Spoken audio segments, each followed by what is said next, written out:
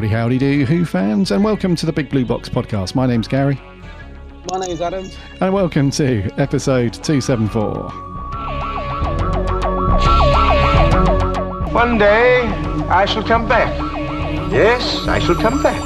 Until then, there must be no regrets, no tears, no anxieties. Just go forward in all your beliefs and prove to me that I am not mistaken in mine. Our lives are different to anybody else's. That's the exciting thing. Nobody in the universe can do what we're doing. I've reversed the polarity of the neutron flow, so the TARDIS should be free of the force field now. You may be a doctor, but I'm the doctor.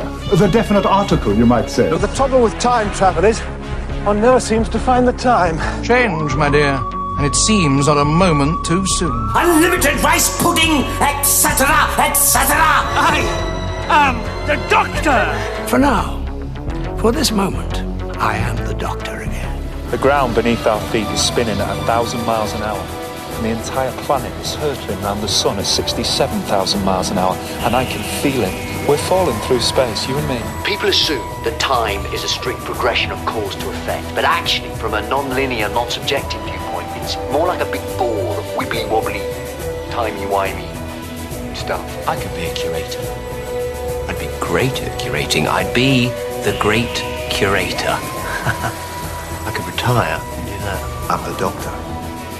I've lived for over 2,000 years, and not all of them were good. I've made many mistakes, and it's about time that I did something about that. Bit of adrenaline, dash of outrage, and a hint of panic knitted my brain back together.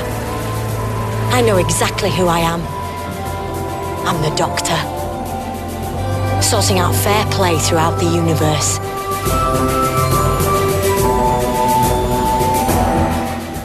Howdy, howdy, howdy do, Who fans. I hope you're all well, keeping safe as always.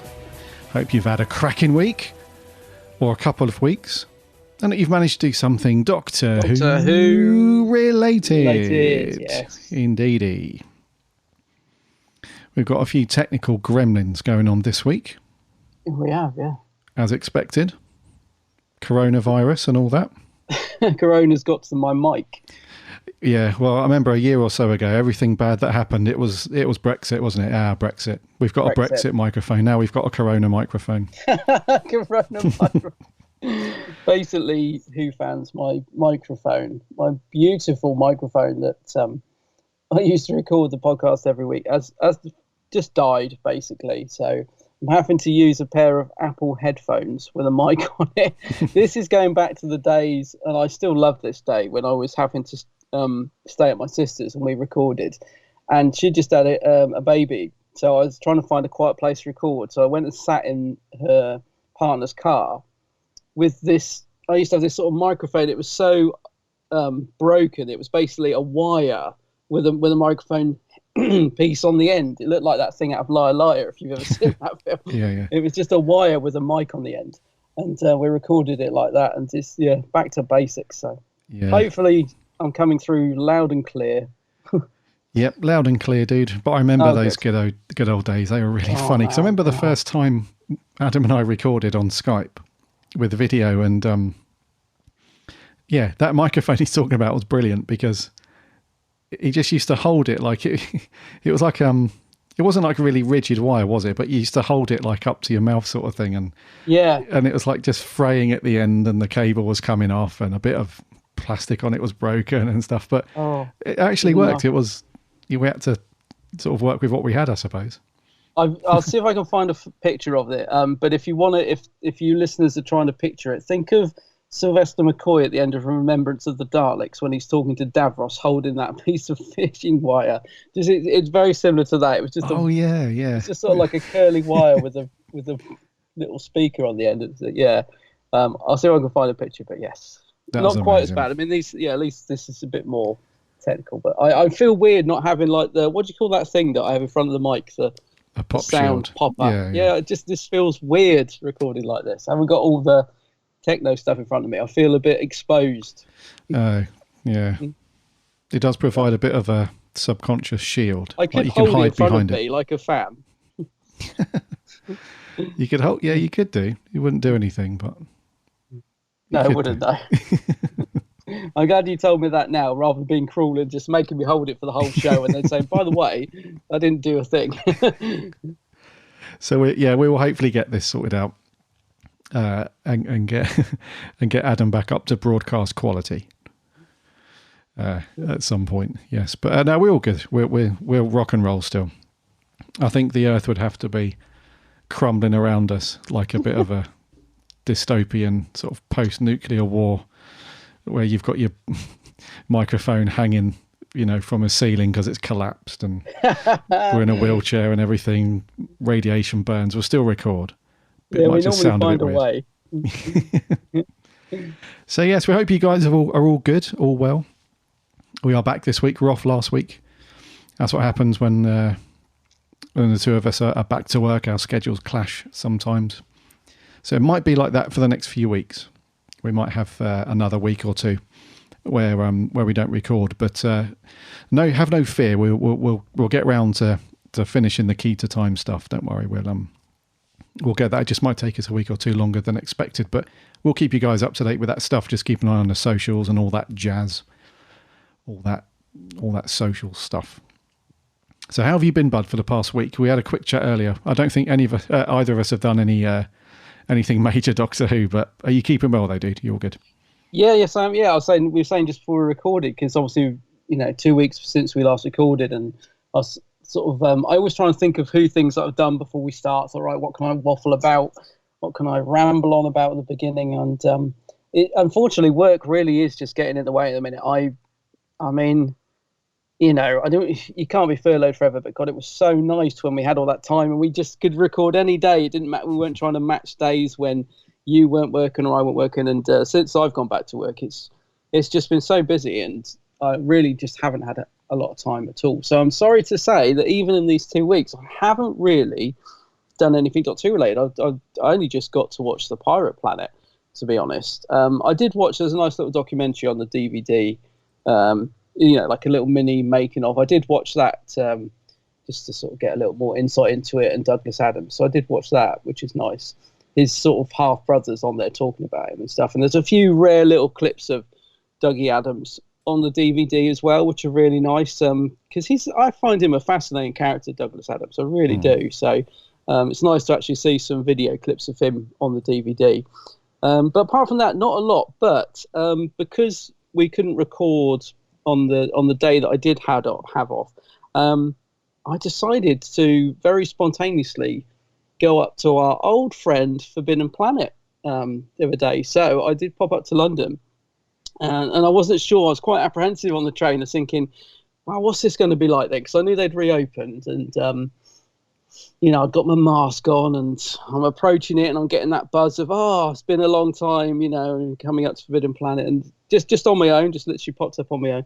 And it gets to the front, and you have to actually go round to the back, so you can't get the front is now the exit. So they've still got a big poster of Jodie, Space for All, on the door, which is nice to see. So I go around the back, and I went in, and I think there was only me and one or two maximum people in there. So I pretty much had the whole of Forbidden Planet to myself.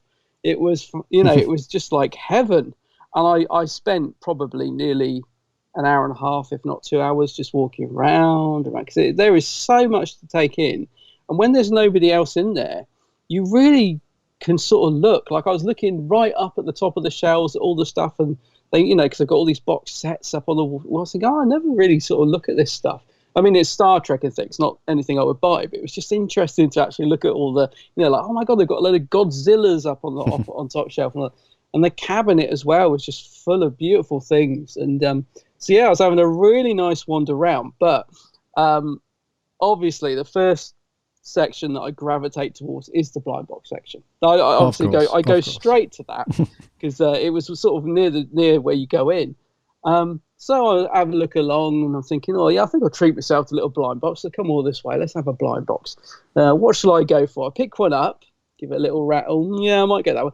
This guy, and then I put it back, and then this guy out of nowhere, I think he might be the manager, just leapt at it.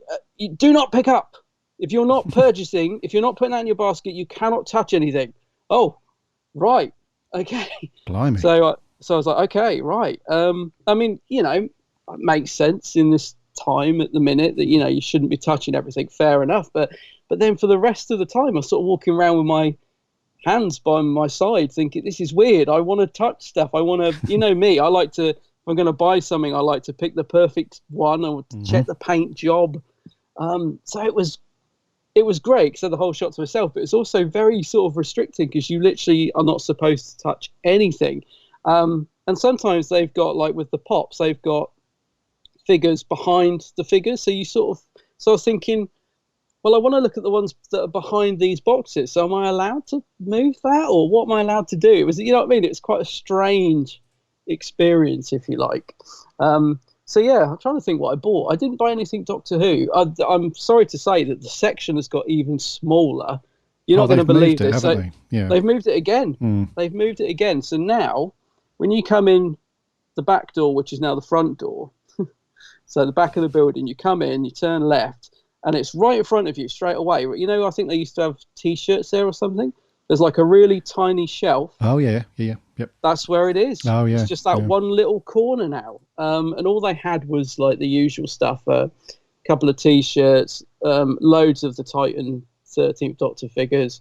What else did they have? A Dalek Pop, the new reconnaissance. No, what's he called? The Sheffield Steel Dalek Pop. He'd been reduced to £3.50. I mean, I've already got him, but, I was thinking, wow.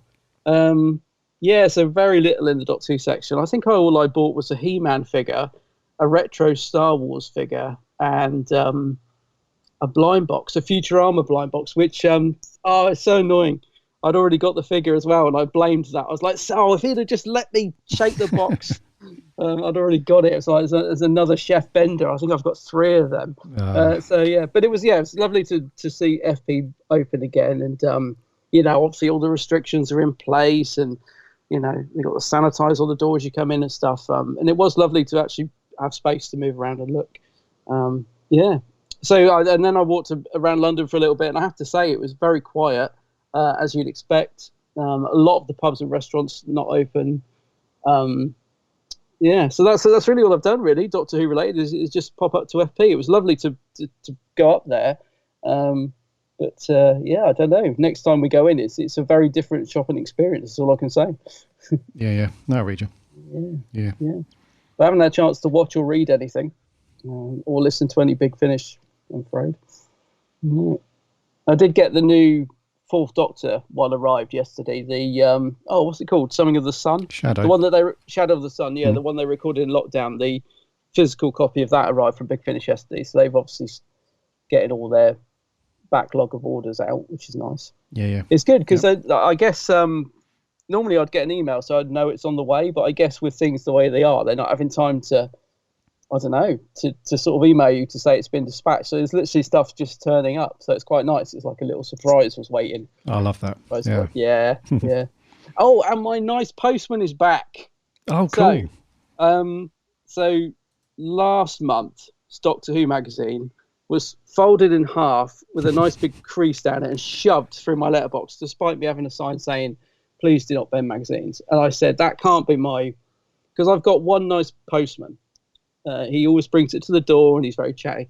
I knew he wouldn't do it. And so obviously this month's comes out and it's got that beautiful John Pertwee cover, is it orange or yellowy? You know the one I mean? It's got John Pertwee and Liz Sladen on it. It's a beautiful cover to this month's Doctor Who mag. And I thought, because I get the subscriber copy with no text on it, I was really looking forward to getting that copy. And I thought, if that arrives, if he folds that in half, I'm going to be running down that road and I will batter him with it. But no, I saw the jolly postman coming up with it in his hand, and I was like, oh, you're back. It was like, oh, yeah. And I told him about what happened with the other magazine, and he said, oh, you just can't get the stuff. And we had a little laugh about it. So all is well. All is well with Doctor Who magazine. Yeah, no more folded up, rubbish, scuffed magazines. Well, it was a little battered, but at least it wasn't folded. And at least he brought it to the door. The thing that slightly annoyed me about the other one, though, was because obviously it's not Doctor Who magazine's fault because it had been folded by the postman. But when I opened it, sort of half the pages had sort of ripped at the side. I thought, no, I'm going to just, see if I can get a replacement. And they were very friendly. Yeah, we'll send you one, no problem, not a problem at all. And they sent me one, but it wasn't the subscriber copy.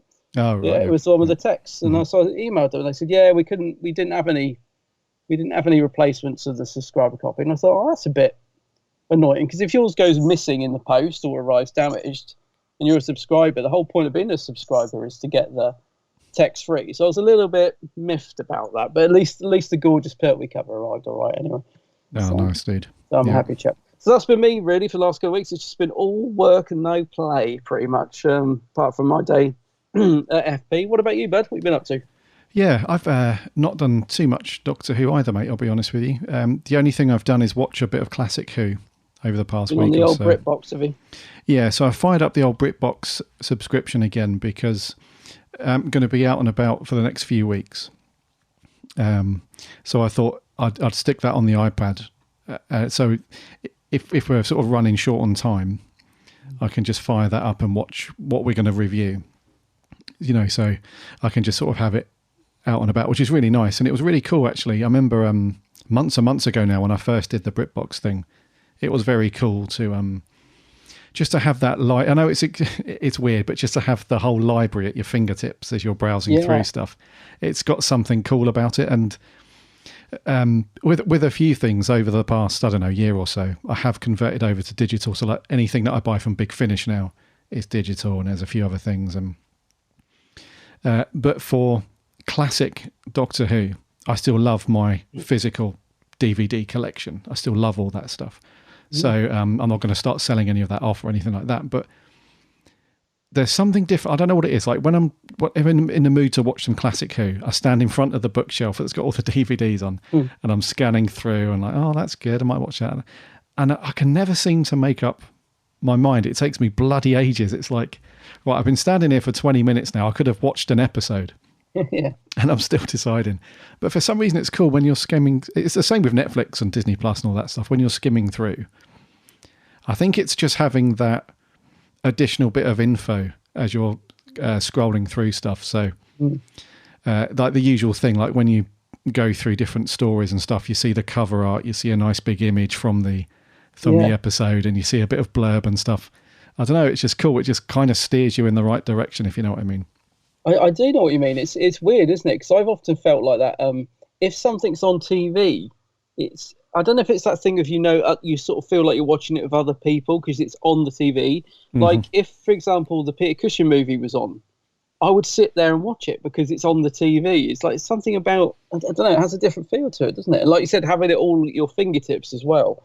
Yeah. So I do know what you mean. It's hard to explain, but I totally get where you're coming from. Oh, cool. Yeah, I hope I'm making sense. Yeah, it's like when it's on the telly box, I don't know, it just has a different vibe about it. But yeah, because we're doing the Key to Time stuff at the moment, I was looking through the Fourth Doctor section and so on. I came across a few stories. I thought, I haven't seen those in ages. I'll give them a watch. So I've watched the Horror of Fang Rock. That's always a good one. Oh, yes. Yeah. Yep. The Nightmare of Eden, which we haven't reviewed yet, so I'm going to have to keep stum on that. Nightmare of Eden. And the other one, I went right back to Series 12 with the Centauran Experiment. Because a lot of people, they always gravitate towards Genesis or Revenge of the Cybermen. And I thought, no, I'm going to go Potato Head. I'm going to go full on. And that big silver robot. Yeah. That big dustbin robot. Ooh. Exactly that, yeah. So I've watched a few Tom stories over the last week, so that's been really nice just to... Tom mood. But I've not done anything else. But it's interesting you mentioned that section in Forbidden Planet, because over on our Discord server, there was a person, Dave Carlin, who put a picture on to say that, I thought you and Adam would hate this as much as I did. And he put a pic there of the new section that you just mentioned at the back of Forbidden Planet, where the posters and T-shirts used to be, apparently, or around that area. Yeah, that's it, yeah. Yeah, and when I saw the picture, I was like, well, it looks quite neat. And like the picture that he posted, it looks quite neat and tidy. Because obviously they've just moved everything over, so it's, they've organised it. But I don't know. If anyone wants to get involved, by the way, there's a link on our website to the Discord server. We're always chatting about this kind of thing. There's loads of other Who fans in there, and somebody will start it off like this photo, And then before you know it, everyone's been chatting for like 3 or 4 hours about it. But it was kind of saying that, I don't know, like the picture that I'm looking at now, they're still peddling like 5-6 year old pieces of stock, like on the top shelf that I can see here.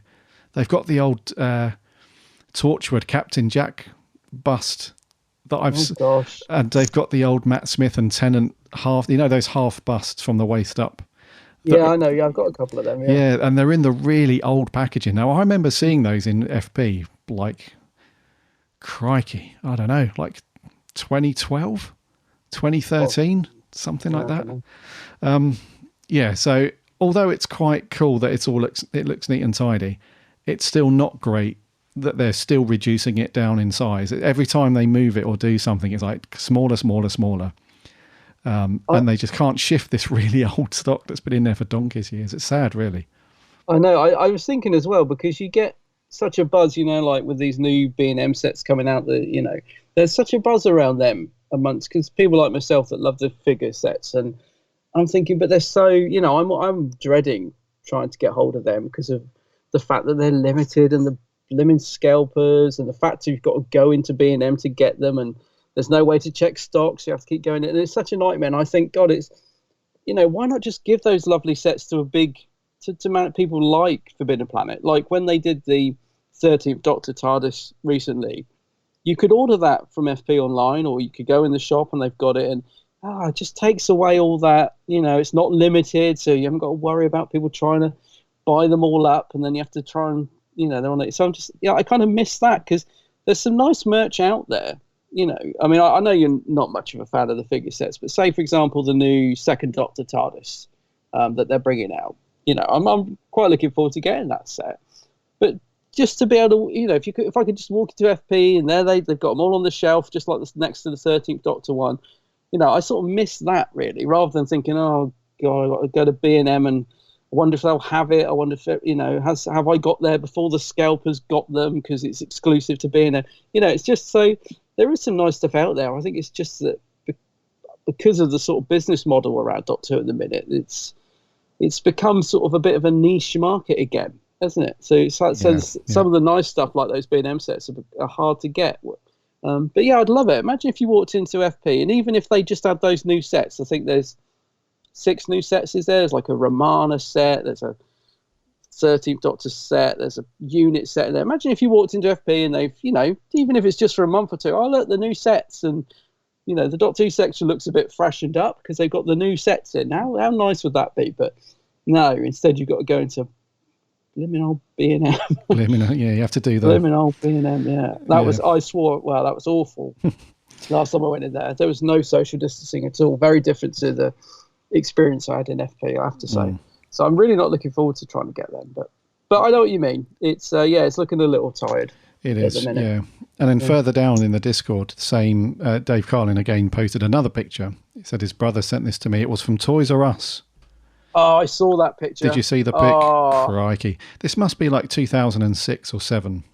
This is the glory days, mate. This really is. Yeah. Anyone that's not seen it on go and look at the Big Blue Box Twitter account. I put it up on there, or come over to Discord. It's an amazing picture. Now, I remember going into Toys R Us and seeing a similar display for things like Star Wars, Transformers, all sorts of like these really big IPs. And what they did in Toys R Us was they essentially just dedicated an entire wall. Now, the walls are massive in Toys R Us. They're really high. Yeah. And this picture's got a huge, huge image of David Tennant with the TARDIS and a massive logo, huge Cyberman images with Daleks and stuff. And then just the amount of product on the shelf is amazing. Like, they've got loads of all the figures, all the TARDIS sets and Cyberman heads and all sorts. It's amazing. Like, I can't see us going back to those days, but what a trip down memory lane.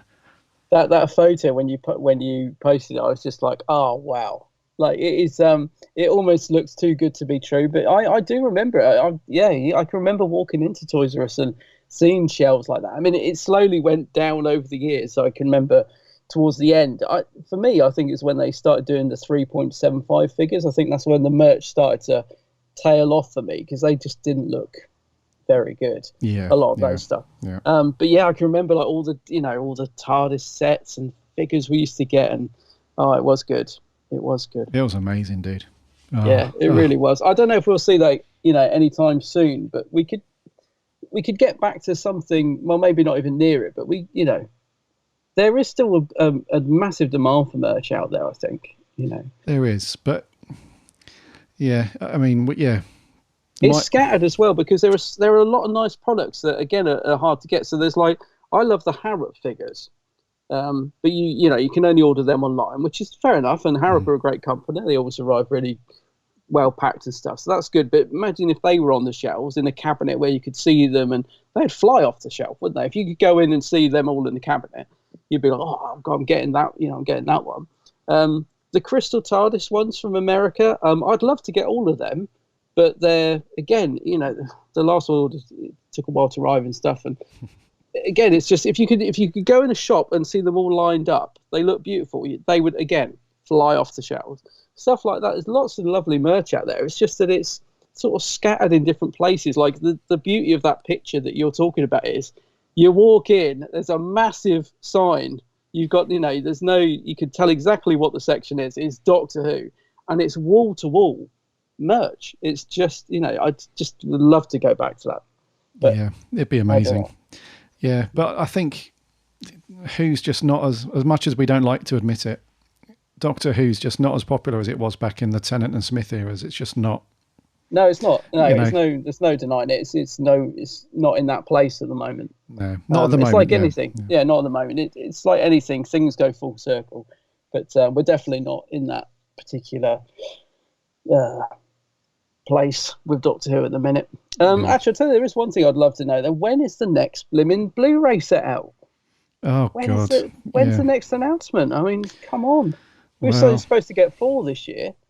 We were supposed to be. Corona's put a bit of a cosh on it, isn't it? Well, I think, that's why I'm not too miffed about it, to be honest with you, because there are a lot of jobs that you can obviously do from home and remotely and all that stuff.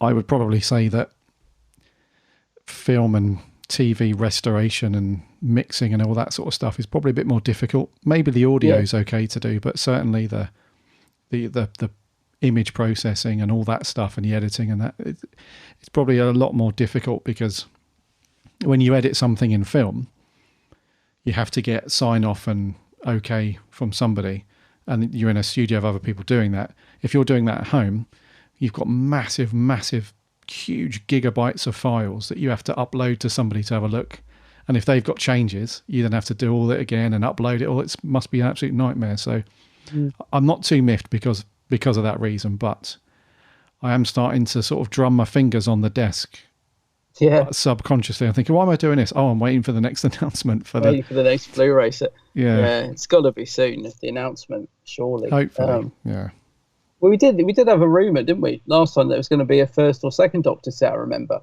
But nothing seemed to come of that as of yet. Yeah, to be honest with you, it's been really quiet from the BBC's point of view, like official stuff, for ages now. It has. Ages. Yeah, because it's another week. We've got no news to talk about. We've got a couple of bits of merch, but we've still got nothing like official. Like, we haven't seen anything to say that production's back underway. It might be, but we don't know. Like, we haven't seen anything at all. And there might be, there might be some cool production stuff that they could put out on socials and whatnot. But instead, they're just putting out these random weird videos on their YouTube channel. It's like, there was a 30-minute Hand of Fear video that they put on the YouTube channel the other day. Just really weird. It's not a trailer and it's not a full episode or anything. It's just a sort of randomly cut together video that doesn't quite make any sense because there's no context around what's going on. It's just all these bits put together. Oh, I didn't see that, I must admit. Yeah, it's a bit weird. So I think they're just trying to pad it out. They're just putting longer pieces of content, but they don't want to give away an entire episode for free because that's what BritBox is for, or buying the DVDs. So they're just trying to pad it out with like random bits of content. It's a weird time, man. It is strange. I mean, it's a good job they recorded the special so early in advance, isn't it? So at least we know we've got something coming. either Christmas or New Year, depending when they decide to release it. But after that, we've no idea, have we? I mean, we'll be at the 60th soon if this carries on, because time is flying by at the minute. It is, mate. Yeah, well, that's it. That's just it. Before you know it, will be like coming into autumn and winter time. And then we're going to start having conversations like, well, are they still doing a Christmas or New Year's special? We assume so, because I think that's already been filmed and done. But then where do we go from there? Like, are we going to have them like the follow-on to Series 13? We don't really know, because we don't know if they're making it at the minute. But we assume they've made some of it, because production started fairly early. But we just don't know. It's weird. Have they already started filming it, have they? I wasn't sure. Have they already started filming 13? I think so, yeah. Before lockdown started and all that jazz. Well, they were certainly in pre-production, that's for sure. Well, imagine if, like, getting the continuity right, trying to match up. Oh, right, they start filming again, and everyone looks a bit different. It'll be like Capaldi's hair scenario all over again. It'll keep going from short to long, and oh no. Strange times. Yeah, it's strange. Yeah. Anyways, let's crack on with the show. But before we get on to that, so we haven't got any news, like I said. We have got some merch, and then we're on to our review of part 2 of The Key to Time, The Pirate Planet. But before we get on to all that, remember to subscribe to the show in whatever podcast app you get your podcasts on. We'd love to have you as a subscriber. That way you won't miss a show, and it lands every Friday, or most Fridays at the moment. We're on the socials too, Instagram, Twitter and Facebook. Come and join us over there. We chat Doctor Who throughout the week. And we have a free Discord server as well. There's a link to that on the website. Come and hang out with lots of other like-minded Who fans, and come and chat Doctor Who and talk about the good old days of merch that we've done recently. And if you want to give us a review and a rating on your podcast app, that would be really cool as well. And thank you so much. We have a small trickle of reviews that come in every now and then on the Apple Podcasts app, which is really nice. I think there's a few others that accept reviews as well. I think Stitcher's one of them and some other ones. But if you have got a minute to do that, that'd be awesome. If you like what we do, obviously. That really helps us out. Lots and lots. So without further ado, let's get into some merch. Alrighty. Merch corner. Merch corner. Merch corner. It's a bit rubbish, but it's pretty. It's very pretty. Well, there you are, young man. What do you think of that now, eh? A Viking helmet. I know, it's on the telly. It's everywhere. I don't know whether to be impressed or disgusted. I work in a shop now, here to help. It's in your head, doesn't it? It does. Right, a new ebook has just been released for a charity called Timescope, which looks quite nice. So Doctor Who fans from all over the world have joined forces to provide 50 short stories that make up this anthology book. It's an unofficial, unauthorized book, by the way. So it's like a fan-made thing. And along with those 50 stories, there's also a bunch of Doctor Who artwork and poetry. And it weaves its way through time and space, visiting the various doctors and all of their friends. And along the way, cast and crew share their memories of working on the show and projects from the wider Whoniverse. So this was made completely during the lockdown period this year. It's got over 100 contributors, and those contributors range from ages of 13 up to 90. Wow. And they've all given their work completely free to support the Scope charity, because according to the article that I'm reading here, the charity's income has fallen massively due to charity shops being closed and all the fundraising events that have been cancelled due to COVID-19 and all that stuff. So it's a real tough time for Scope. So Scope is a charity that they do loads for disabled people, essentially. So it's the Disability Equality Charity throughout England and Wales. And they provide information and emotional support to disabled people when it's needed. So it's a really good, important charity that's, I think it's been going for ages now. It's, but yeah, it's like any charity though, during these times when they can't get out and fundraise and do all that stuff, it's very difficult. So this ebook sounds like a great idea, and it's really cool actually. It's not going to break the bank. It's $6.99, and all the proceeds for that go to go to the charity, which is good. And I'll put a link in the show notes to pick this up. But they did put a little caveat on the Timescope website, just to say that it's a manual process for getting this ebook out to people. So as soon as you place your order, you might not get the ebook through like immediately, but they aim to get them out to people's inboxes within 24 hours of popping your order through. So it's really, really simple. I'll put a link to it. There's just one product. They don't put any other ads for anything else. It's not confusing. You just go over there, select the option, you select Timescope, add it to your cart, and then bosh, you've got the book. So I actually did mine day before yesterday. I've not read it yet because I haven't had time.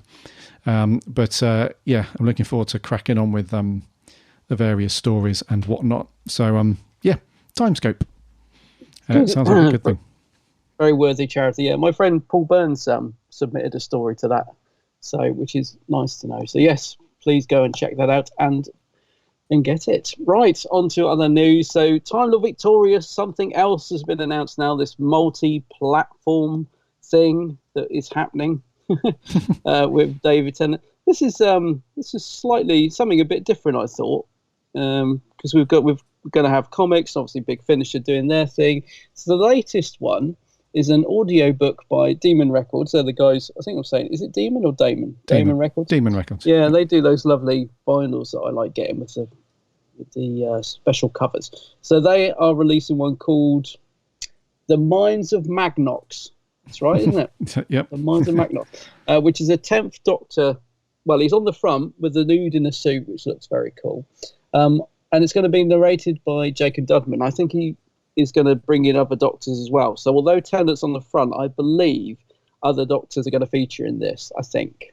And this is coming out on the 3rd of December on CD and digital, with a coloured vinyl on the 4th of December. Mm-hmm. The CD and digital editions also feature a short coda to the story. Wonder why they haven't put that with a vinyl. Strange. Anyway, I'm sure it'll be easy enough to get. And just to give you a little bit of blurb, this is written by a really nice chap called Darren Jones, who we often see at the BFI events. So nice to see his name attached to this as well. So in this story, the Doctor travels with Brian, an Ood assistant. Already that sounds great. To the planet Magnox. And this is home to the Minds of Magnox. The Doctor needs to ask a vital question, but the answer is grade 1 classified. In order to gain an audience with the Mind of Magnox, he must take a dangerous test. Meanwhile, Brian gets involved with a criminal group and is asked to assassinate the Minds of Magnox. However, others also have the planet within their sights. So this does sound like a cool story. And again, this is all fit into this Time Lord Victorious thing, which is kicking off. I'm quite tempted with the coloured vinyl, to be honest. I'm always a sucker for a coloured vinyl. Of course you are. Yeah. So I'll probably go with that. But yeah, nice to get another segment of this whole big multi-platform story. Am I right in saying there's other Doctors? Why? Because I can't see anything on here about it. But I'm sure I read somewhere that there were, because at the time I was thinking, why have they got Jacob Dudman? Why didn't they just get Tennant to do it? Because he's doing loads for Big Finish at the minute. But I think it's because Dudman does other voices, and I had a feeling I'd read that he was going to be, bringing in the other Doctors as well. But well, the story itself features 8th, 9th and 10th Doctors, as well as Rose Tyler and the Daleks and the Ood. That's it. I knew I'd read it somewhere. Yeah, I literally saw that as you found it. Yes. So that's probably why Dudman's doing it, because he's good at doing lots of the Doctor's voices, isn't it? Yeah. Was it Matt Smith he became? Is that the one that really brought him into the limelight? I think it was. It was, yeah. When he did Matt. He's very good at Matt, isn't he? So yeah, his Tennant and his Matt Smith are very, very good. I'm not sure what his McGann's like, so we'll have to wait and see on that one. But he might not even do the voices for all the Doctors, because he's narrating the story. He might just chip in with Tennant and Smith for their voices, but not do the others. He might do the others, I'm not sure, but he certainly nails it for those two. Yeah. So this is out, as I said, 3rd and 4th of December, and it's available to order from, I think the vinyl is exclusive to Amazon, but I'm guessing the other ones you can get from other outlets, but Amazon seem to be manipulating it at the moment in terms of pre-orders. So, indeedy, yes, yeah. Interesting this one as well, because normally you would associate any sort of audio stuff with Big Finish. So it's interesting that BBC Audio are having a crack at this thing. So I know that Big Finish are doing the Time Lord Victorious stuff anyway. We've reported on that recently, but they're really pushing it hard, dude. They're really pushing all the different avenues to get the story out there, which is cool. I like it. I do like the cover, but what on earth is going on with Tennant's eyes? They look weird. As in creepy. He looks like he's on something. They do look creepy. I mean, it's an interesting cover, though, isn't it? Love the Ood in the suit, but yeah, what's going on with his eyes, man? You can't beat an Ood in a suit. I feel like he's staring at me disapprovingly. Well, yeah, with the expression on his face, it's very, very like, what are you doing round here? Mixed with, I'm literally about to get sucked into some kind of vortex. I have no idea where I'm going. See you later. Yeah, that's pretty much what it is. Yeah. But yes, I'll probably put this one up. It does sound pretty cool. The Minds of Magnox. Interesting. Yes, right. That's it for merch, dude. That is it. That is it. Right. Review time. Mr. Fibuli. I was going to say, who's going to be the first to do? I'm amazed we've got this far without doing it, actually. Mr. Fibuli! Right, what we got? Baubles! I wondered what he was saying. That's the very first thing he says. It's baubles, baubles, baubles. So, what? I thought he was swearing. Anyway, in case you haven't guessed, this week we're reviewing The Pirate Planet. Calufrax. Mean little planet. The life force is dead! The life force is dead! Murderers! Murderers! Mentiats. I've heard that somewhere before. They are evil zombies. They have terrible powers. Master! Mentiats! They're coming! Miss Bliss is in danger. No! There's an intruder on the planet. His name is the Doctor. Hello. Seize him! We are in very, very, very great danger. Romana, we've stumbled on one of the most heinous crimes ever committed in this galaxy. We've got to get out of here and get out of here quickly. We have come for you. Ooh. Oh, hello. The Pirate Planet. I'm really glad that YouTube channel's done the trailers for these, by the way. Yeah. I think he's done them all for the Key to Time stuff, which is godsend because I couldn't find anything else. So that's another cracking trailer. It is a cracking one, yeah. Yep. So The Pirate Planet, Part 2 of The Key to Time, was first broadcast on the 30th of September 1978 and finished up on the 21st of October 78. It's a 4-parter. It was written by Douglas Adams, overseen by Anthony Reed, and directed by Pennant Roberts.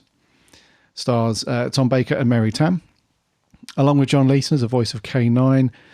And the Doctor and Romana learn that the second segment to the Key to Time is on the planet Calufrax. Yet they arrive on a planet called Zanak, which is a bit of a turn up for the books, which has been hollowed out and fitted with hyperspace engines, allowing the completely insane half-android captain to materialise it around smaller planets and then plunder their resources. So when we did part 1, which was the Rebos operation, we were kind of middle of the road with that one, dude. We were a little bit like, Rebos operation. I gave it a 6.5. You gave it a 7. So we didn't think it was terrible by any means, but there were a few things that were just kind of holding it back. So now we're on part 2. What do you reckon to the Pirate Planet? Pirate Planet. I enjoyed this one more. I thought this was quite good fun for the most part. I found myself smirking and laughing at quite a lot of this. I'm not sure how much of it was supposed to be funny and how much I was just finding funny. But then it's a Douglas Adams script, and I think there's always a really good, sharp sense of humour, I think, in his stories. And yeah, it was kind of how I remembered it. Because, you know, when I look at the Key to Time era, there are a couple of stories that I remember I didn't like, or certainly at the time. And there were a couple which I remember thinking, yeah, that one was all right. And Pirate Planet was one of those. So, I enjoyed this more than Rebos. Although Rebos I enjoyed more than I remembered, to be fair. I think there's some great ideas in it. You can definitely feel this is a Douglas Adams script. And it's a bit like with the Rebos. It's good, but it's just missing something for me to take it up to that level of classic. It's like it's not one. I wouldn't say to someone, "Oh, you go watch the Pirate Planet." It's a Tom classic, but it's a good fun watch all the same. So it's a decent one, I think. And Tom seems to be really into this one. I think we've said this a few times. Like, you can tell when Tom's not really into a script, and to me, this feels more like the Fourth Doctor that I remember. As a kid and stuff, much more fun. He seems to be really enjoying the humour that's there in the script in this one. Because when Tom's not into it, I think especially during the Graham Williams era with Leela, there's some great stories in there. But to me, Tom just feels a little subdued. Whereas to me, it feels like he's got his energy back in this season, even if the stories aren't great.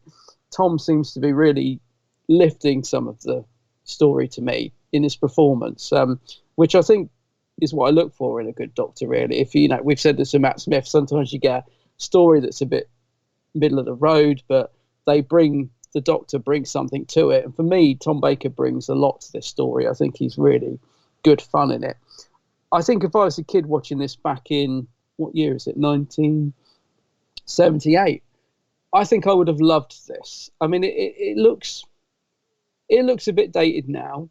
Some of the effects, like the running on the spot in the tunnel, and the actual set with all its brightly lit beams around it, it all looks a bit garish and tacky and stuff. And the flying cars, it hasn't dated very well. But I can imagine if I was watching this as a kid back in 1978, I would have loved it, I think. And I did enjoy it now, but I think it really, if you sort of take it into context of the time it was shown, I bet it was great fun. This crazy pirate bellowing and his silly robot parrot, which cracks me up, that parrot. I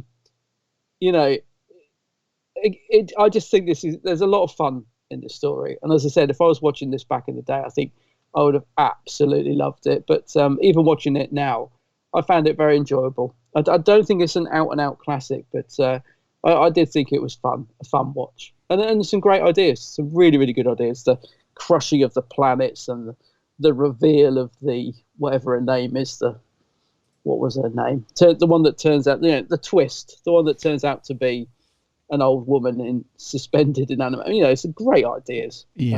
Typical Douglas Adams. So, it's getting a thumbs up. It's getting a thumbs up for me. I did enjoy it. Over to you, buddy. What do you reckon?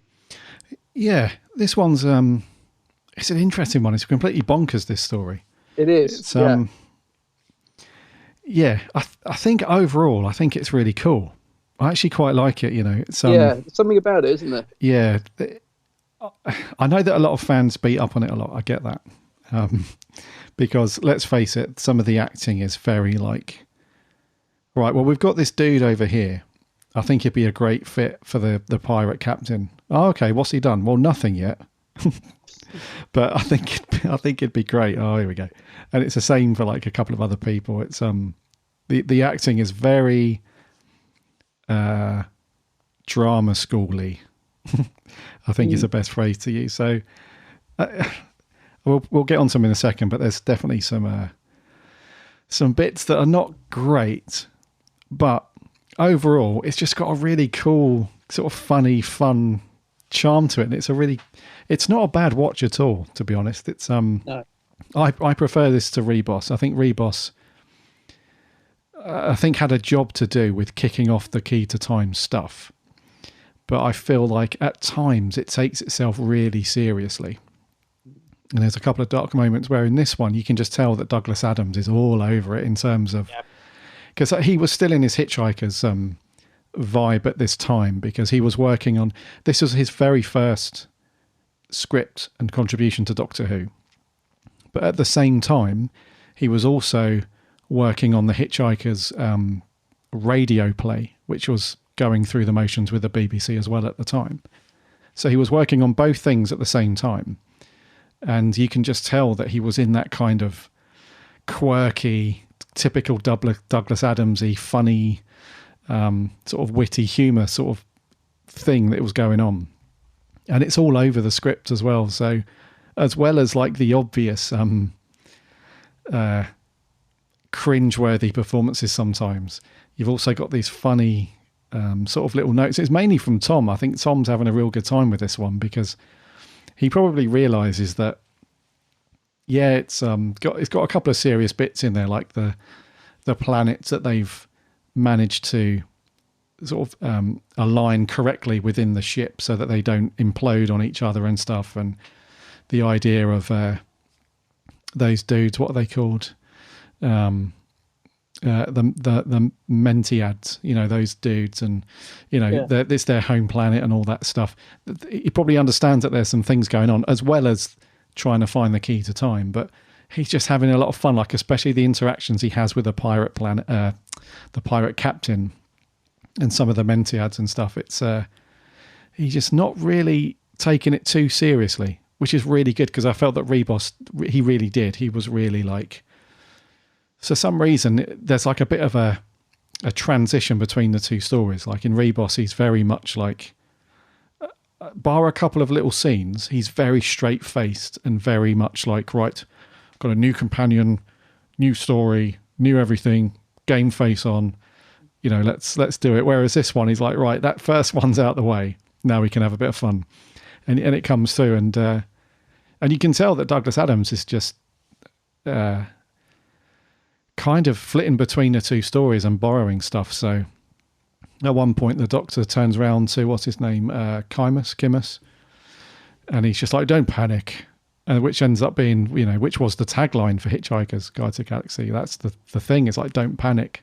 Yeah. And then there's another line where he's like, standing around all day looking tough must be very wearing on the nerve. You know, that bit, that ends up being in the radio play for Hitchhikers. So he's like going between these things, and it's just, it is very cool to see. I mean, there's a couple of, like you said, weird bits with it, like the little killer parrot,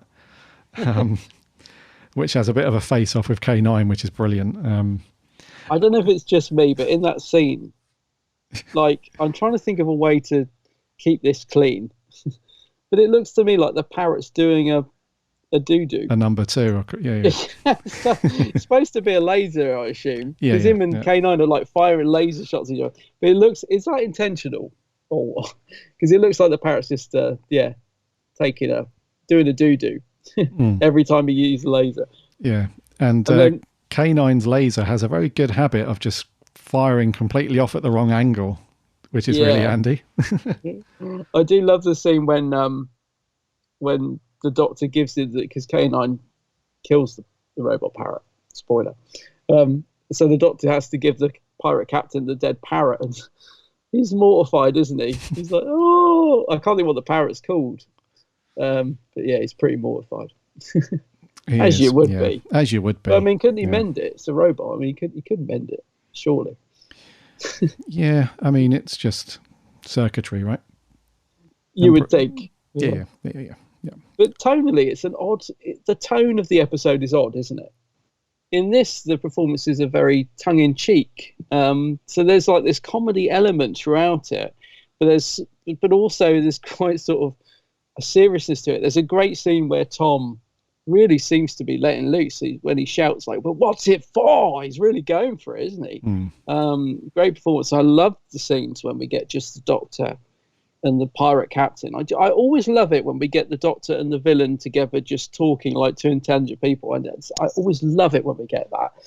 You know, like the Doctor and Davros, where they just sit down and have a chat. I just always think it's great when the story stops and you get moments like that. But yeah, tonally it's odd, isn't it? Because it is humorous and it is silly and bonkers, and you've got this, you know, the robot parrot and stuff. But yeah, on the other hand, there's a good story in between all of that, I think. A really bonkers story as well, I think, is, like we've said it a few times, is you can tell straight away this has come from the mind of Douglas Adams. I mean, anyone who hasn't listened to Hitchhikers, please, I can't recommend it enough. I mean, I think that was Hitchhiker's Guide to the Galaxy is just the radio play in particular, and the old TV show, absolutely just work of genius. So many amazing ideas that man was full of. But yeah, it's, I don't know, but you've got some good characters in this. I think it's very character driven. Like I said, not always the best acting, but they're, you know, good character driven story. There is one guy, thankfully he's not in it very much, but I think he was going for because I think in a lot of stories we have a what's the chap's name out of Visitation? The Michael Robbins. Michael Robbins, yeah. The Michael Robbins Award for Best Actor. There's a guy in this who's definitely a contender. Thankfully, he's not in it very much. It's the old man. I think his name was Balaton or something. So, you know, in the first sort of episode where the doctor goes in and meets those people and the guy's lying down, and there's this old man that's really over the top. Oh, Balaton. He's the granddad, yeah. Yeah. He's, I mean, bless him. He's really trying hard, isn't he? Yes. What dreadful performance. He's like, but we must do it now. And he's thinking, oh, mate, he really thought he was going to get some, you know, get an award for this. But he's not in it very much, thank goodness. But in terms of the other performances, though, they are a bit over the top. But like the pirate captain, I mean, he's so likable, though. You know, he's so over the top. And there's lovely moments as well when he does, because he is very shouty. But there is the odd moment when he really quiets it down. And I love it. I love it when he does that. There's a bit where he gets told off, and I can't think what he says. He's like, oh, really? And he gets almost like goes childlike. No play today or something. I can't remember what he says. I'm like, oh, poor old pirate captain. I love his performance, actually. I really do, Bruce Purchase. I think he's really fun in it. I love because the cliffhangers I don't think are that great in this, apart from the third cliffhanger, when they push the doctor off, they make him walk the plank, and then they all turn around and do that evil sort of Austin Powers laugh. And I thought, oh, that is a great cliffhanger. Actually, it's quite funny. He's gone. Yeah, that was good fun. Yeah, I put that down to Pennant Roberts, the director, for that bit. That's just It's like how can we make this bit just shine a little bit more? So instead of just, you know, the doctor's plummeted to his death seemingly. Instead of just walking off like, oh, okay, that's him dealt with. Let's really ham it up. Let's do the Bond villain kind of. Yeah, they're all just full of glee. Yeah. It's a good resolution, actually, though, because I did think it was in the start of part 4. I thought, oh, that's it. I didn't see that coming. And yeah, it seems quite obvious. But that was a good resolution to that cliffhanger. But I think I said it with Rebus Operation. The cliffhangers in that weren't very good, were they, if I remember rightly? They weren't great, no. No, and I don't think, apart from that one, I don't think the cliffhangers in this are particularly good, especially the cliffhanger to part 1 where Tom just seems to fall asleep and slide down a wall. I thought that was really weak. You know. Oh, yeah, that's is that when the Mentiads when they burst in. And, yeah. But then K9 comes to the rescue a little bit. He's cool in this, actually, you know, K9. He does get quite a bit to do for a change, doesn't he? He does, actually, yeah. There's a bit of a cliffhanger moment for him as well, because towards the end, it's they're trying to sabotage the engines so that this huge craft can't dematerialize. And the only way to do that is to get access to the engine room. You know, when Tom and Romana were in there earlier on in the story. Yeah. Because they know that something's wrong. So they're like, well, they know enough about it. Let's try and get them to fix it. That same room. So the Mentiads, the only way to get access is for them to use their telepathic power to open the door, and they can't. So K9's there trying to block the signal and stuff, but then he runs out of batteries and they plug him back in, and then he's back up, but it's too late and stuff. He has like a really cool sort of involvement in the climax of the story, which is unusual for K9, isn't it? He's normally there just to provide a bit of scientific babble every now and then, and maybe provide a bit of a way out now and then, but he's quite pivotal in this one. Yeah, normally writers try and sort of sideline K9, don't they? I don't think a lot of writers know what to do with it, really. It's just like you said, they'll put in the odd scene at the start in the TARDIS and then pretty much get rid of him. But yeah, he does. He gets some really fun moments in this. I mean, even the shootout with the parrot is good fun. You know, so yeah, it's nice to see him getting a bit more to do, if you like. I was thinking as well, they make a thing of, because we said Tom seems really on form on this one. They make a bit of a thing about his lip in this. So there's a bit where the TARDIS jolts and he bangs his lip to explain, because I think he'd had a dog bite him on the lip or something in real life. Mm-hmm. So they sort of explain it in this story, don't they? Where he hits the TARDIS console and he sort of, oh, my lip, to sort of explain the scar. Yeah. But it's weird because we've already seen it quite obviously. He had it in the Rebos operation. Although they tried to sort of cover it with makeup. So it seems odd that they've explained it in the second story to me. Whether they thought, I don't know, maybe it's because now we can see it in high definition, whether they thought, like, back in the day, oh, no one will really notice if we put makeup in the first story and we'll explain it. Yeah. Maybe they were shot out of sequence, in other words. Perhaps this was filmed first and they thought, well, I don't know how it worked, but it just seems odd because it's quite clear the scar in this one at times, especially in those power station scenes. You can really see the scar on his lip. Yeah, maybe he didn't want to wear makeup for the whole time they were filming, so... I've got a feeling it. Actually, now I think about it, I think I saw on one of the makings of, not on this one, but I have a feeling that when they tried to put makeup on it, it got infected because of the makeup or something. So that might explain it. But anyway, it's just good to see Tom. It's so full of life, considering perhaps he may not have been, he might have been in a bit of pain with that blimmin' scar. I don't know. But you wouldn't, apart from the actual physical sign of the scar, you wouldn't know that he'd got it, really. His performance is on top form, I think, in this story. Yeah. The story as a whole is quite cool, It is, yeah. Because we obviously know that they're after the segments to the key. And it's really cool, actually, that this picks up immediately after the other one as well. So at the very beginning in the TARDIS, he's like polishing the first, he's buffing it up nice and shiny, the first crystal that they found in Rebos. And so it's really cool that they've got this, because that's one of the things that we spoke about briefly in the last review, is that it's quite an ambitious thing to do. Back in the day, I mean, the Moff's like an expert at that sort of stuff, but back in the day, it's quite ambitious to devote an entire series of 6 stories, all in all, to one story arc, one storyline. And I know it's not everyone's sort of favourite, it's not everyone's cup of tea, but it was quite ambitious to do that. But they didn't need to do it in such a linear fashion. They could have spread it out across different things, like, I don't know, like Big Finish would have had a field day with this, like after Rebos. After Rebos, like... Fill in that gap. Exactly, yeah, like the Doctor and Romana's gone off and done a ton of adventures before they get onto the pirate planet, but they didn't. It's like, right, we need to keep this coherent and keep it going. So, and then the story as a whole is actually kind of cool, because you didn't see the twist coming towards the end where the nurse character... see that at all. No. What was her name? Queen Zanzia or something?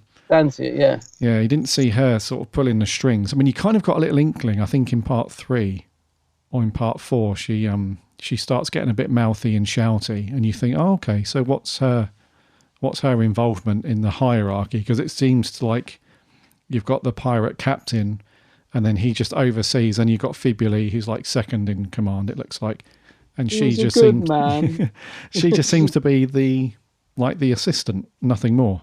So you didn't see the twist at the end, and that was cool. I liked that, because I'll be honest, at first you don't really even notice her just in the background, do you? She's just kind of there, doesn't really get many lines to begin with. So I loved that she turns out to be, quite a prominent character, because when you see the old version of her suspended in the last few moments of her life, whatever, you sort of think, what's going on here? And then it all starts to click. Oh, right, that's her. And I thought that was a great twist. Took me a bit to get my mind around it, in a sense. A bit like the planet crunching and all that. I was thinking, what? I think I was saying earlier, if I was watching this as a kid, I would have loved it. But I think I would have been very confused because, I had to really sort of concentrate on what was being said to understand fully what was happening. But yeah, great twist that, because you don't really notice her at all. To begin with, you never sort of suspect. I think you start to, don't you, around probably the third episode 3, I reckon. You sort of think, who is this woman that's just sort of lingering in the background? There must be more to her, sort of thing. Yeah, I think so. So I think that's done really well. I do, yeah, and it's because it's it's non-existent up to that point that she's anything other than the assistant. So it's great that you get that little inkling. come through, and then part 4, obviously, it's we're in business with the whole.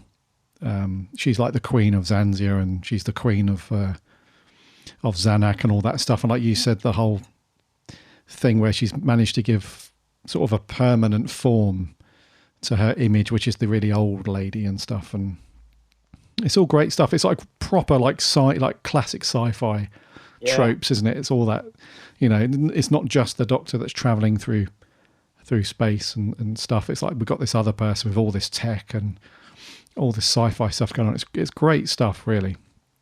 I agree with you. I like the fact it picks up straight off from the last part. I love all that stuff at the beginning as well. Because we get I think the Doctor and Romana are becoming quite a fun double act, these two. So they're a little bit standoffish in Reboss, and they gradually sort of start to work together. But there's a lot of fun between those two in the first couple of parts, isn't there? Like, Romana's strong-headed, and I love it. Like, she's intelligent.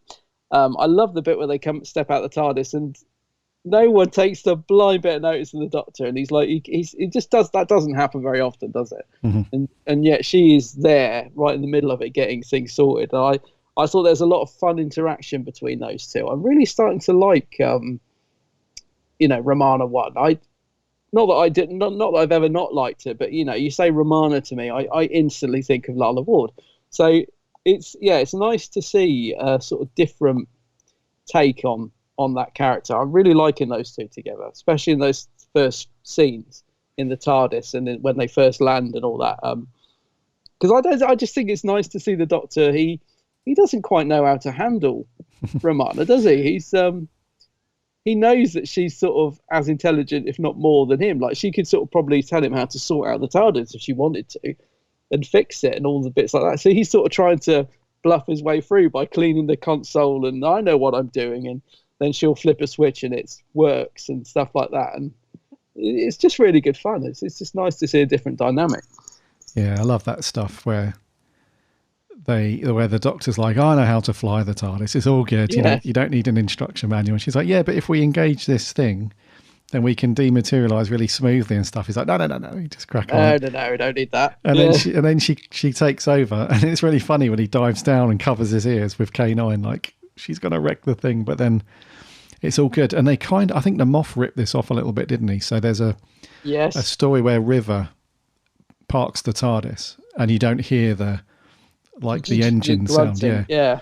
And Matt Smith, Doctor, gets really angry, doesn't he? He's like, that he's kind of like, well, that's the way that I land the TARDIS, because I like the crunching sound or something. Yeah, and he does like a little impersonation of the sound, and River's all smug because she's landed it properly. So he kind of ripped that off, didn't he? That thing. But it's great to see it here first, though, because I feel it's more important here because we are still in that early period of Tom having another companion, and we know what Tom Baker was like back in the day for having certain companions. So I think it was important that they established this relationship quite early on in the Key to Time stuff, because the last thing you'd want is like the first 2 or 3 stories for Tom not doing that looking in the eye thing and being a bit grumpy and not really being into it. So it's great that those two have got that sort of back and forth between them. Like, she's very by the book, very much like, we'll do this by the book, thank you very much. And he's like, no, experience counts for a lot more than reading a book, love. Just let me handle it. It's like that kind of to-ing and throwing, which is very, very cool to watch. Tom seems much more happy with Romana as a companion, doesn't he? He seems, the engagement between the two, you just can tell straight away that he likes the character more. It really bugs me, though, because I'm such a fan of the character of Ligla. And I love Tom. I love Tom. It's my favourite Doctor. But I get cross with him during the Leela years because I feel like he should have progressed the warmth towards Leela. I feel, he's very cold towards her pretty much during the run. There are nice moments, but he starts off trying to teach her and no more Janus Thorns. But then I think he should have warmed more to Leela over the time. And I know their relationship improved, but I still think even when I watch episodes with them together that I love, like Fan Rock and stuff, I still feel there's a coldness from Tom towards the character, which seems to have completely vanished with this new companion. He seems to be really enjoying the sort of spiky, almost one-upmanship of the character of Romana. You know, I think he just likes the character more. I just don't think Tom ever really was on board with the character of Leela. He didn't like the violence. He didn't like the costume. Him and Louise didn't get on, and I think it really showed. So I don't know. He just seems like a different. He seems like the sort of earlier Tom Baker again, sort of full of fun, lots of quips, like you said, eye contact, fun interaction with the companion. It's definitely back to a more harmonious relationship, I think. It's clear to see, really. Absolutely, mate.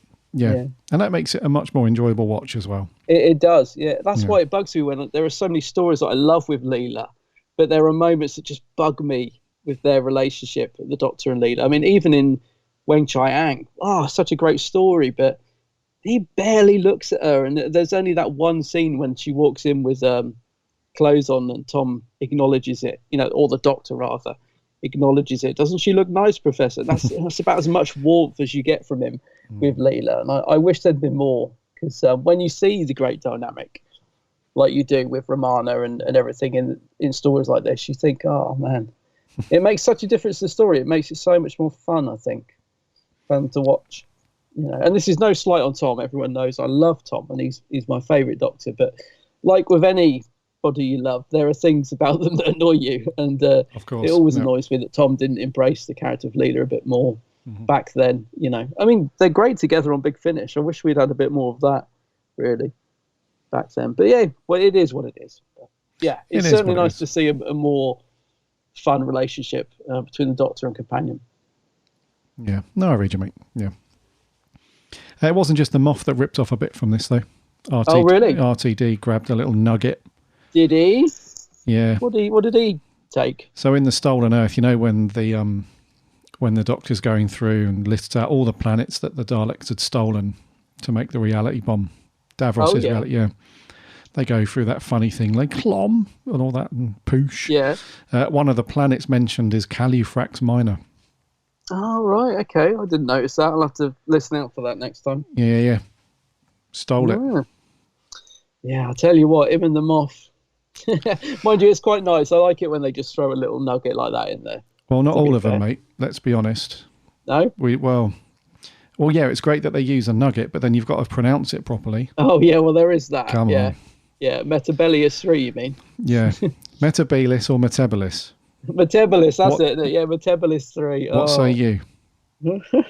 I say you say Metabolis, I say Metabolis. Oh, let's call the whole show off. I'm up for Metabelis, mate. Yeah. I don't know about you. Me too. Yeah. So the story as a whole is very cool. What did you think because some of the cool things that you can do with Who that's been demonstrated over the years is that you can introduce another thing into the story, which provides a bit of a mechanism at times to get the plot moving forward. And in this story, it was the Mentiads. So these were the dudes that were sort of inhabitants of the planet, I think. And so the Mentiads, they're like the natives of Zanuck. And they gained these psychic powers when everything started to go to beep. And so they absorbed all of this kind of psychic energy, I suppose, when all the mining equipment was destroyed and the planets, going to crap. But it was kind of interesting that we saw them as a threat early on. So we saw them we thought that they were after, they were like these bad dudes who were after something that we didn't quite know at the beginning. Because they just look like these. I think one of the characters they're zombies. Yeah, he looks really pale, doesn't he, and ill. Yeah. So we see one of them actually at the beginning, don't we? The young lad. What's his name? Is it Pralix? Pralix, yeah. Pralix. He's kind of going through the transition of becoming one of those Mentiads, and we feel like he's being taken over against his will and all that stuff. But then they actually turn out to be pretty all right dudes in the end. But they were a decent little inclusion into the story because, I don't know, it just provides like that extra element of things to get stuck into, because without them there, all you would have really It's just that cat and mouse game between the Doctor and Romana running around. The guards are after them. They catch them. They escape. They do all that stuff. Whereas these dudes, they provide a bit of kind of extra lore around the planet itself and the story and the backstory. But then they also end up being an ally in the end to the Doctor, which is cool. I think you're right. I think they were needed because I must admit, at first I thought they were a bit pointless.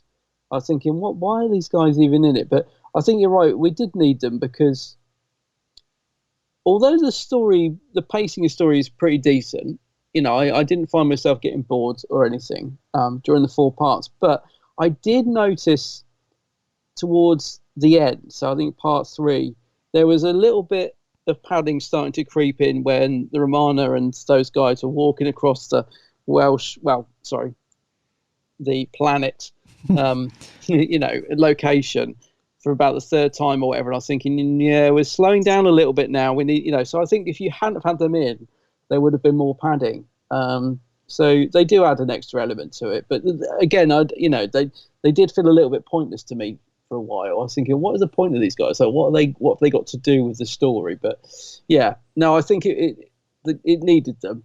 I think because there is a little bit of padding in it. Thankfully, very little, but there is a few scenes where there's just a lot of walking around. Because I started to worry about Romana because she's so good in the first couple of episodes.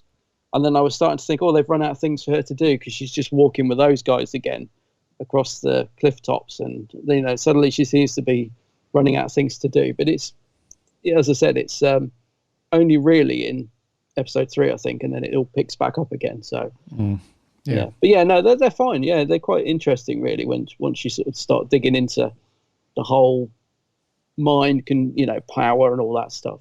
Mm-hmm. Yeah. Yeah. Although, like K9, they need to be charged up, it seems. Yeah. It sort of fails on them when they need it the most. That's right. Typical. Yeah.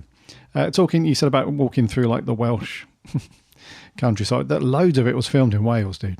They must have had a decent budget for location. That's just everywhere, like Berkeley Power Station. Well, not in Wales, but and then like Coity Mountain, Monmouthshire Golf Course of all places. Was it? Yeah, the Big Pit in Gwent. Oh. They actually went to. I can't put my finger on where it was, but I've been to a place where they did film. It's the National Show Caves in Wales. Oh yeah. Which is near Swansea, Daniel Gogoff. And we went there a few years ago. It's a really, really cool place. You go underground and they've got these massive caves that you can go in and stuff. And it's a really cool place. But I couldn't put my finger on where that was in the story though. But they did loads of location stuff. Well, there is stuff in the cave with those guys, isn't there? The mind power guys. It might be then. Yeah, the bit I think it's the cliffhanger to Ep 2 maybe or Ep 3. I've lost track now, but yeah, there is a bit in the cave. I remember a few stalagmites or tights where they're hanging down. Yeah, it could be that. Do you know what, dude? Yeah, that's exactly it. Yeah, I just had a brain freeze for it, but that's exactly it. Yeah.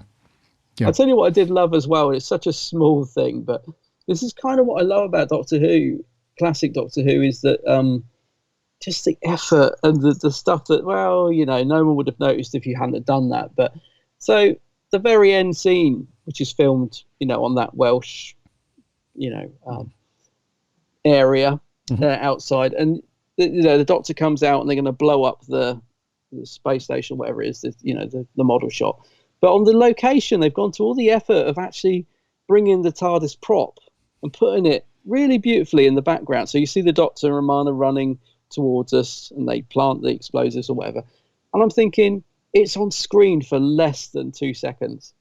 Like, it wouldn't have mattered if the Doctor and Romana just literally run on into shot, put the explosive down, blown up, but just the fact you have that lovely 2-second shot of them running and the TARDIS in the background. I'm thinking, so they took the TARDIS prop all the way down there for that 2-second shot, because there's no other bit when the TARDIS is on location, I don't think. The rest of it's all in studio.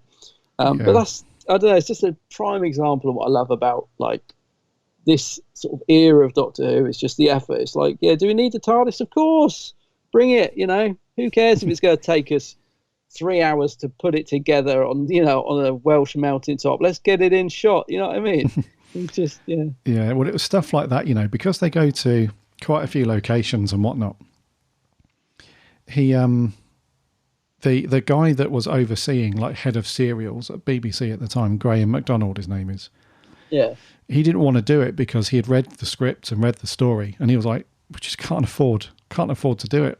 Like, we're going to blow we're not going to have any budget left for some of the other stories." And he also felt that Douglas Adams, he was just taking a bit too much creative license with the comedic side of things and all that. And, yeah. But Anthony Reid basically said to him, "Look, don't worry," even though he knew as well that it was going to cost quite a bit to do, because they also went to like half a dozen locations throughout Wales, and then they filmed at Shepperton as well as the BBC Centre at Shepherd's Bush and all that stuff.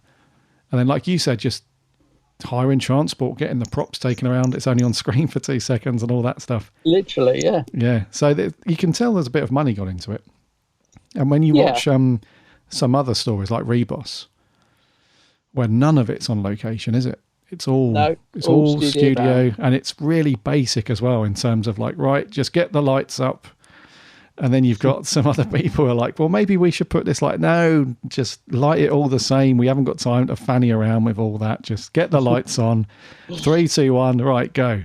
And that was it. Whereas this one, you can tell that a lot more's gone into the actual production side of things and the cinematography. It's not setting a world on fire with that stuff, but you can tell they've made more of an effort to make it look like, you know, a decent story.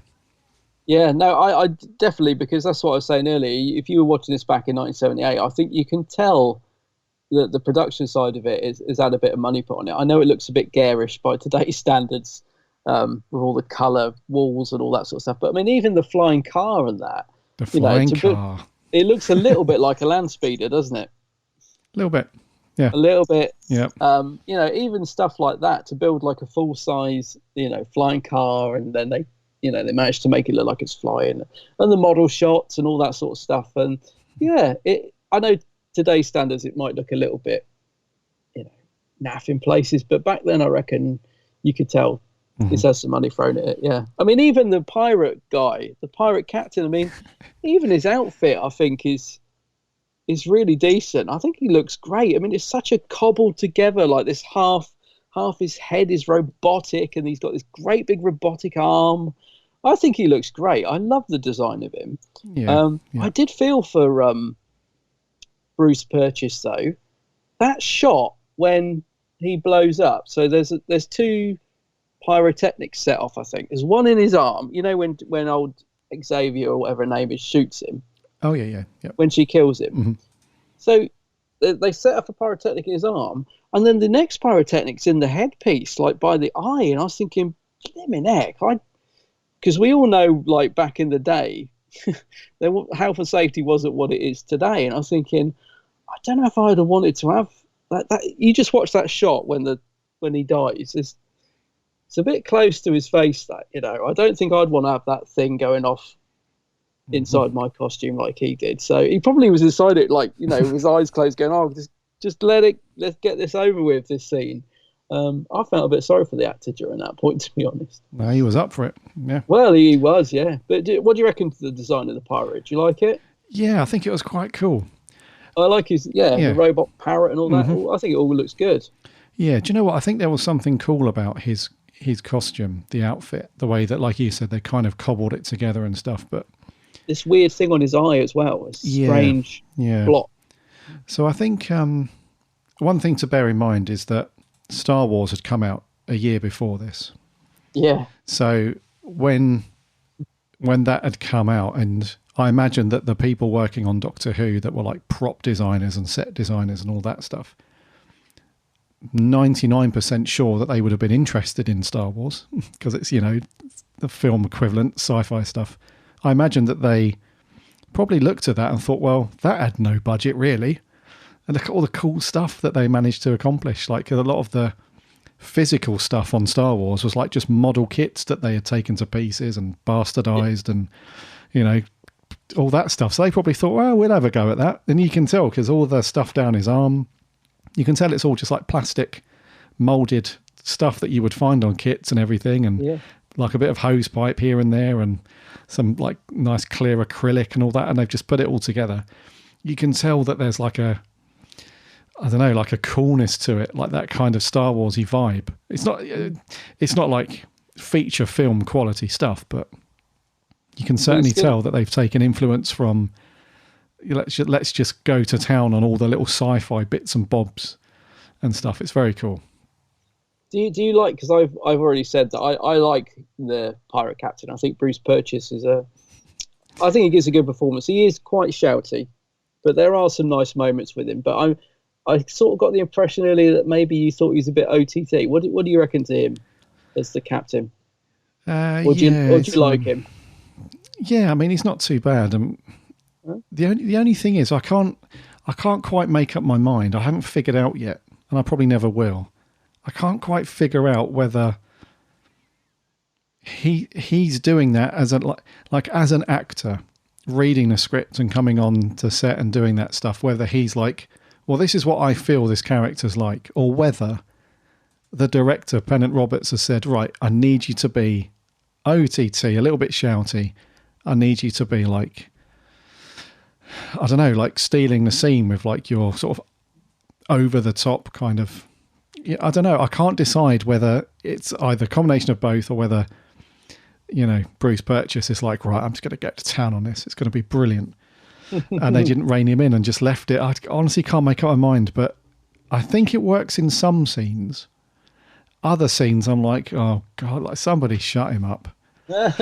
I'm not sure if he read. I'm not sure if he read between the lines quite right, Bruce. I think because I like his performance, but I think it might be on the commentary text or something. I think Douglas Adams had sort of written the character to be so when he's being all shouting, that it's him putting on the captain's doing a bit of a performance, and then when it's unmasked that he's not the actual in charge, he was supposed to sort of drop that a bit, I think, and go back to, it was all a bit of a show to make it look like he was in charge when he wasn't. So it wasn't. So I'm not quite sure. Maybe he didn't quite get the performance right. Does that make sense? So the pirate captain is trying to act over the top, like I'm in charge to keep that, that's going. What's the word I'm looking for? Whereas when it's revealed he's not really in charge, when it's revealed that I keep saying her name wrong, Xavier? Princess. Queen, I mean. Zanzia, I think. Zanzia, sorry. Yep. Yeah, Queen. When it's revealed that she's actually, the mastermind behind it all, he was supposed to then sort of revert to being a bit more less shouty, like it was all a bit of an act to fool everyone. But I think he kind of just carried on with it. I don't know. But I mean, it's a difficult thing to get, to get that sort of performance in the middle, isn't it? If you're trying to be loud and shouty as a performance that's supposed to be a performance, and then you've got to sort of drop it. He does slightly. I mean, he's quite upset when Mr. Fibuli dies. He's like, he's a good man. He does revert back to being a bit more normal. Even though he'd yelled in his face for the whole story up to that point. It's, he was gonna set the parrot on him at one point, wasn't he? Set the parrot on him. That cracks me up. Whenever someone annoys him, just the parrot comes out. You're like, uh-oh, the parrot's been let loose. Oh, I'm done for. Thought that was quite funny. Yeah, I don't know. I'm still making up my mind on Bruce Purchase on that. I'm not sure. Like there are some scenes where Fibuli comes in and he's like, well, we've made good progress on this, but we just need this extra bit. It won't be long. For example, something like that. And he just kick off immediately. It's like, he's not telling you bad news. He's just letting you know what's like the moons of madness, blah, blah, blah. He's like, it was almost like a Brian Blessed kind of thing. Oh, yeah. Well, that's a whole nother level, but yeah, he's getting there, isn't he? There's some good scenes between those two. I like that sort of fun interaction between him and Fibuli. I think that again really adds something to the story. It's fun to watch because there's a great bit when he wants everything destroyed, and then Fibuli's like, "But will the guards know what that is?" And he's like, "Oh, destroy everything!" There's some really fun moments between those two. Did you Mr. Fibuli then, Andrew Robertson? Yeah. He was quite a cool character, but there was one thing that I found really funny is that he really took it to another level. Like he's obviously like the chief something, isn't he? I don't know whether he's like the chief scientific advisor or the chief technician or something, but he's in charge of all the science stuff, right? Yeah. And So he's further down in the command chain. So whenever he's talking to the captain, he's got this real kind of timid nature about him. Have you noticed that every time he walks off, he sort of does this skulking off little... Yeah. Like he almost wants to be invisible as he walks off. So he sort of bends his knees and hunches his shoulders backs out the room. And he sort of tipped like this, almost like Scooby-Doo cartoonish kind of tiptoe out of the room. And I was thinking, why is he doing this all the time? He's like skulking off. But then as you go through the story, you realise why. It's because he's getting his head ripped off like every single scene. Yeah. He's like getting his face ripped off by the captain. And you think, crikey, I wonder wants to keep his nut down. He just wants to sort of get in, give his update, and then get out like a ghost. But I found that really funny how he sculpted in and out. It's brilliant. Yeah, I did. I really like the character. As I said, I think him and the captain are great together. But Fibuli is a great character because he's not a weed. He's intelligent, but he is obviously scared of the captain. You'd almost think in this story, normally when you get that sort of relationship, you'd almost expect Fibuli to betray him and like revenge for all those years that you've, undermined me and made me feel small. You'd expect him to turn on the captain at some point, wouldn't you? But actually, no, he's actually quite loyal to the captain despite all this stuff. But that's the other bit. There's always a scene when I think, if we were watching this together, we'd be cracking up. There was a few in this one, but there's the bit when Queen Xavier, that's the one, where she sort of turns on the captain and he's like, I've had enough of you, you old hag. and something like that. And then, of course, she blows him up. But that cracks me up. I love it when you get stuff like that. It's, you old fool. Yeah. Another bit that I cracked up, I had to pause it actually, is the bit right at the beginning when, well, not right at the beginning, but in part one, where the Mentioids are walking across the muddy field. Yeah. And they're slipping and sliding all over the place. One of them actually proper falls over, but they cut just before he hits the deck. I didn't notice that. I'll have to go back and watch. It's part brilliant, one, dude. Part one, yeah. There's a bit where they're just, it's either in part one or very early in part two. I can't remember, but they're yeah. I think the captain and those lot, they're watching them on the screen. So they're watching those guys move across, they sort of march in like 2 by 2. So they're going across this bit and there's like a bit of an uphill bit, but the grass is no longer there in that bit because it was clearly just raining heavily for ages. Yeah. In Wales, surprise. Yeah. So this bit, it's like a bit of an incline and it's just all mud, like slippery mud. And there's one of them that sort of loses his foot a little bit at the front and then another one does the same thing, but then at the back, one of them properly loses it and goes over. Oh no! But they cut just before you see him go over. It's brilliant. I shall have a look. I was going to say they're wearing those nice beige yellow outfits as well. I bet in the next take they're like, we can't do it again because you're now covered in mud. Yeah, actually, that's a good point. When there's a bit where Romana and those guys are walking across a field and it's really muddy, and the camera's behind them and she's walking off and you can see mud all up the back of her boots and at the back of her trousers and stuff. And then the next scene, it's all pristine white and all that stuff. It's, the continuity person was on holiday, obviously. Magic cleaning clothes, yeah. Yeah. There was something else. The last thing I wanted to say was, did you think that the effects were relatively clean in this? So normally when they do the blue screen stuff, the telltale signs is like the hair looks awful. There's normally like fuzzy lines. All this fringing and pixelation, everything around hair and stuff. Yeah. But in this, it was actually, I'm not sure whether they'd advanced anything at this point or whether it was just a bit of a clean up in for the DVDs and whatnot. But like in the flying cars, they've just used a pure blue background for the sky. So I'm not sure whether it was that, because obviously blue screen and the colour blue matches quite well anyway. But then there was another bit like when they're going down the very fast travelator corridor thing. Oh, yeah. Even that, it looks not too bad. And there's another scene where they're watching something on a screen. So on set, they were just looking at a bit of blue cloth, in the shape of a screen, and then they put this in afterwards. But even that looked okay. Like, all of the outside edges and the lines looked really clean and not the typical classic Who blue screen. Yeah, you're right. They normally have like a jagged line, and they normally haven't quite managed to fit the square into the right shape because of the angle. So it's normally like a line going off to one end. Yeah. No, it did look clean. Now you mention it. I almost wondered if the flying carpet was just against a sort of screen or something. Because there's no fuzz or anything. No, it got the fan on as well. The wind's blowing and everything. Yeah, it's pretty I thought good. the model shots were decent for the time as well. I mean, clearly models, but I like would you call it the like the where they're supposed to be? That's called the bridge, wasn't it? Those 3 buildings on the mountain. Yeah, they looked really good. Yeah, I saw that. I mean, just a very simple design, but I liked it. Yeah. Yeah, that was really cool, actually. I remember thinking, for some reason in my head, I thought, they look awful. I don't know why I thought that. And then when I watched it last night, I was like, crikey, they look really good. And then the last shot when they explode and all the everything, you can tell it's a miniature, obviously, but it's done very well. Yeah, I thought so. I mean, it's clearly a model, but it just, I don't know, again, it just looks like it's had a bit of time spent on it, if you know what I mean. It did look good, yeah. The only other thing... Oh, no, go on. One more scene that we would have cracked up at is when the Doctor first steps into that corridor thing. Or no, is it the other guy that steps onto it? Chymus.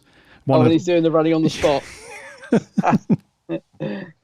The running on the spot, eh? Oh dear. How did they not just cut that out of it and just think like, we need something else in there. We can't have him running on the spot. It looks ridiculous. There's a fun bit when the Doctor sends the guards flying into the wall as well. And I was imagining like the props people on the other side of that set holding that wall for them to fly into, because it still wobbles massively. But they really throw themselves into that bit. That's another fun scene, actually. I like that. No, the only other thing I'd got to mention was the music, really. I once again, I love Dudley's music, and I noticed it particularly when the Doctor's made to walk the plank. It's he really ramps up the, because as I said, the cliffhanger is a bit weak in this story, but I do like the walk the plank one. But I think Dudley's music really built that scene up nicely. Just hats off to old Dudley. I always like his music, to be honest. Yeah, he's a good...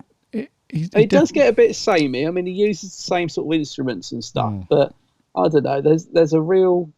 I think it really just suits this era of Doctor Who. Like, to me, it feels part of it. A bit like Murray Gold with David Tennant and that sort of... It just...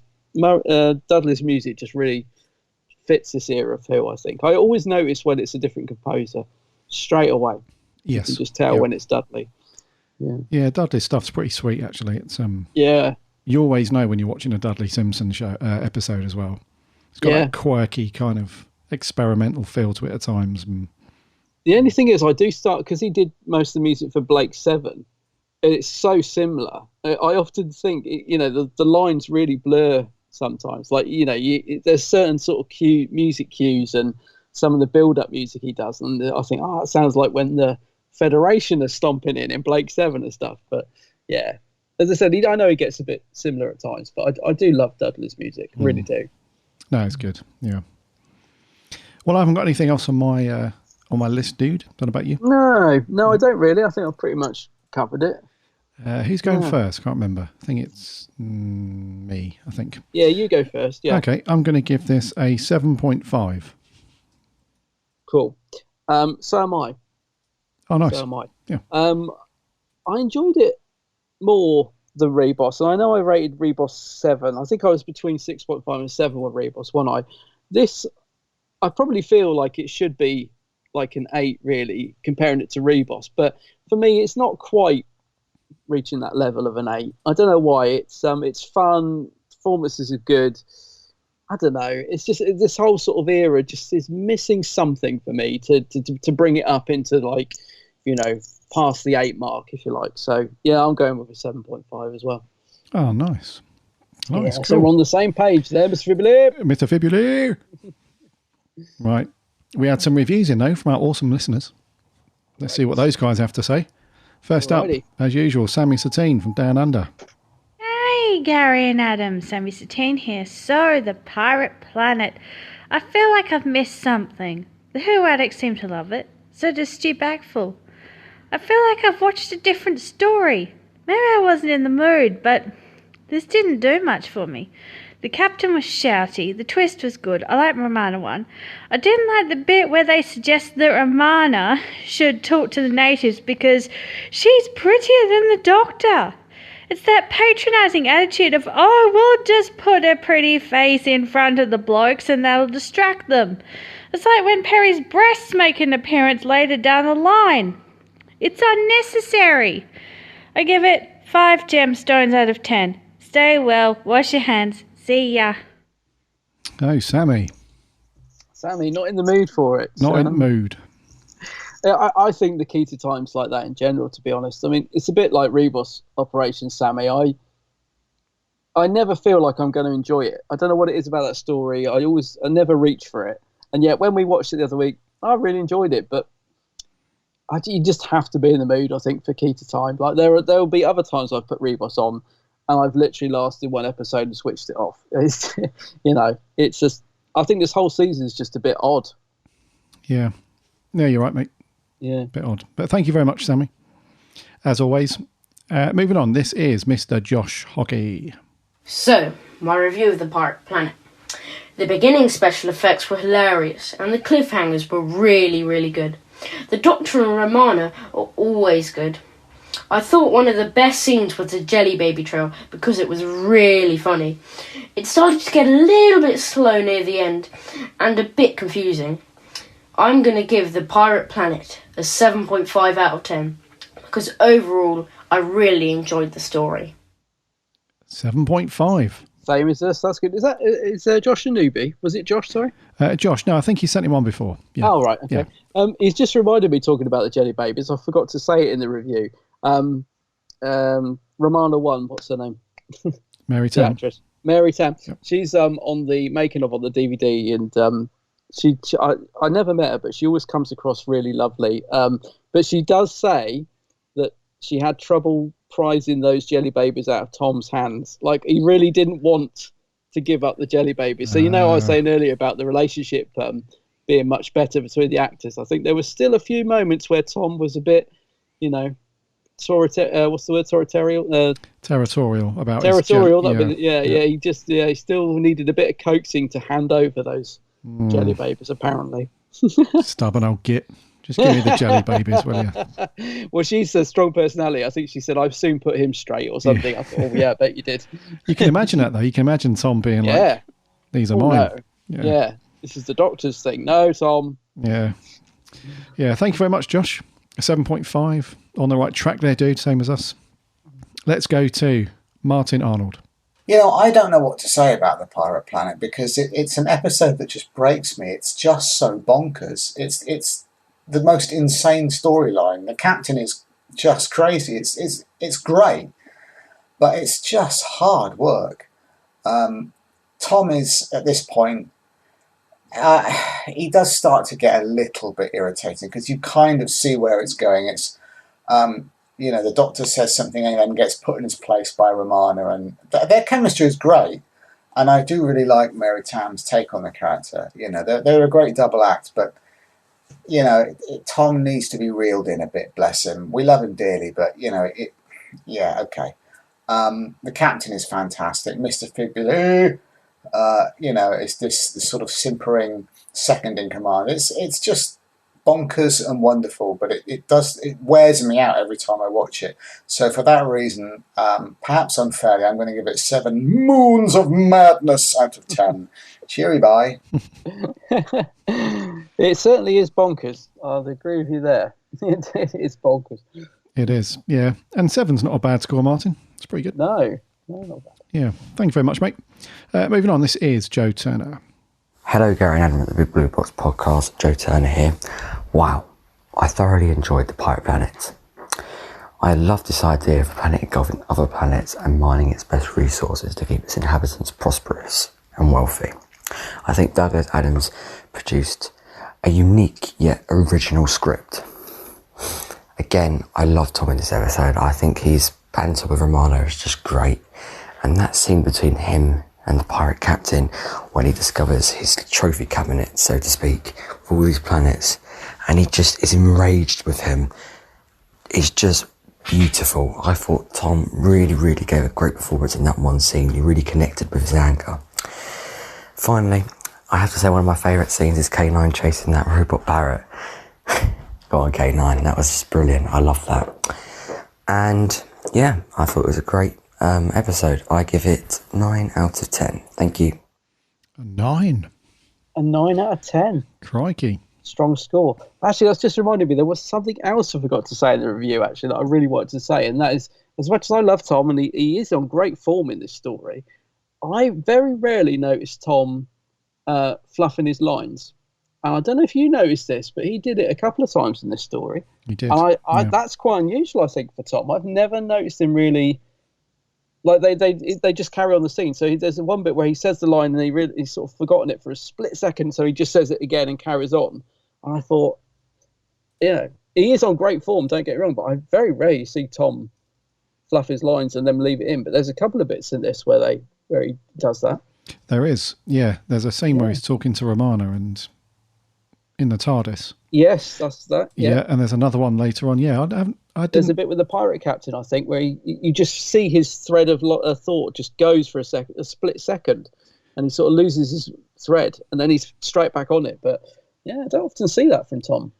Yeah, that's right. Yeah, because it's that scene when they're having that where he shouts, they raise their voices quite a lot, and yeah, you do feel like what's going on. Maybe a time thing. I don't know. Maybe, yeah. Last up on the audio reviews, this is the ever-entertaining Mr. Seb Lane. Hello, Gary and Adam. I hope you are both well. Now, this week we're back on the Pirate Planet, the second story in the Key to Time season. Now, this story is very, very wacky. I think it is the most fun out of all 6 stories. We have robot parrots and a maniac pirate. It's very good that K9 got things to do too, and as per usual, Romana is terrific. It is a very entertaining story, and one that I can put on whenever I am feeling down or sad, or just I want cheering up. This is an excellent story in my opinion, and it has grown on me since the first viewing. I therefore would give it a 7.5 out of 10. Bye for now.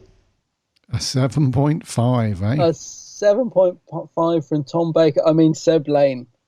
Thank you, Tom. Yes. 7 point something seems to be the average so far. Yeah. So thank you very much, Tom. I mean, Seb, and all the other audio reviewers. Very much appreciated, as always. Let's move on to the other socials. Over on Twitter, we had a few there. Caitlin Dalek 100 said, Mr. Fibuli, yes, the Pirate Planet. My fave story from the Key to Time. Both the Doctor and Romana stand out here, which is fantastic. Nice to see K9 getting a lot to do here, as it makes him quite memorable. The twist at the end was simply awesome. Fantastic. 9 out of 10. 9, okay. The guys over at the Lost on Gallifrey podcast says, so much fun. Flying cars, zoomy escalators, robot parrots, crazy pirates. Mr. Fibuli, Adam's impression of this rivals your Sill, Gary. Who said that? The Lost on Gallifrey podcast. I'm not sure which one of those guys runs the channel, but it's one of those dudes. A cracking piece of fun, as is most of the Key to Time, an 8 out of 10. 8? No. Yeah. John Griffiths says, awful. A species able to cover planets in order to extract all minerals, yet only able to make laser guns with the accuracy of fairground pellet guns. Guards who fall twice for a jelly baby trail. Stupid killer parrot. Inability to speak quietly. Tedious country romps. 2 out of 10. Oh dear. John. I must admit, the second time they did the jelly baby thing, I did think, yeah, you've done that gag. I don't think that should have been done twice, but there you go. Do you know what, dude? The second time that they did it, I thought it was just a repeat in the first scene. Yeah, I know what you mean. Yeah. It wasn't until I saw a different trail of jelly babies on the ground. I thought, it's different, but I thought, are they just replaying the same bit from anyways? Yeah. A bit of padding. Yeah, I meant to say that earlier. There's another little bit of padding, I thought. I was like, come on, Dougie, you've done this. Yeah, fell for it. Yeah. Edward Giluli says, an enjoyable adventure with a memorable villain. All the cast are good, with the robot parrot being the highlight of 7 out of 10. And lastly on Twitter, Brian Chapman says, an enjoyable story. Tam and Tom made a great duo. I detect parts of this storyline in the inferior tale, The Battle of Ranskor Av Kolos. It might have been a bit of a... Actually. Chibber's ripping off as well. What's that blimmin' parrot called? He does mention it once. You go and find that out. 7.5 out of 10. Over on Facebook, we had a few over there. Jordan Shortman says, which is one of our writers, go and check out his stuff over on the website. He says, one of the only few stories I would say were a true atrocity. The script is terrible. The dialogue excruciatingly brought to life by some of the worst acting I've ever seen. Throw in some dodgy special effects, one of the most OTT performances from the pirate captain, and the less said about the poxy parrot, the better. What? Even the performances from Tom Baker and Mary Tam can't save this one for me. Crikey, Jordan. Jordan, you surprised me. I'm surprised by that as well. I thought Jordan would be all over this one. Yeah. Blimey, doesn't even give it a score. Not even worthy of a score. Bloody hell. Blimey. Yeah. Gordon Hudson, short and sweet, just says, I wasn't convinced by this season at the time it was first broadcast. It seemed contrived and Tom seemed different. He is quite different. He is different, yeah. Charlie Turner, the absolute worst one in the season. Really? Yeah, the pirate captain is my thoughts on actor Brian Blessed, a too over-the-top person sounding like a clown that's in a badly performed circus act. If I want to see an over-the-top performance done just about right to me, then I'd rather watch the 1960s Adam West Batman. Oh, I loved it. I love the 60s Batman. Oh, it's a classic. And gives them other examples. Goes on to say, I can't give the Pirate Planet any more than 2 out of 10. Charlie, dear. Another one not a fan. Yeah, Millie McKenzie says, a strong story. It holds the pace well. I love the charming special effects, especially the adorable epic battle between K9 and the parrots. Love how he brings his kill to his owner all proud. Awesome scene where Doctor confronts the captain in the planet trophy room. Great to see Tom give a passionate and powerful performance because I find his constant silliness can be tiresome. 8 out of 10. 8 out of 10, all right. Crikey. So it seems like audio reviews and Twitter are bringing the beef. They're bringing the 7s and the 8s and a couple of 9s. Whereas over on Facebook, those dudes are killing it. I know. Not in a good way. No. What's the name of that bloody parrot? Right. I found it. It's right. Polyphase Avatron. That's it. Yeah. I mean, it just rolls off the tongue. I can't believe I've forgotten that. How did you forget that, dude? I don't know. And weirdly, I Googled it. It came up straight away. Well, I remember as well, did you notice that the end credits are in black and white, apart from episode 1? And I want to know why. If any listener out there knows. I did not know that or notice that. Yeah.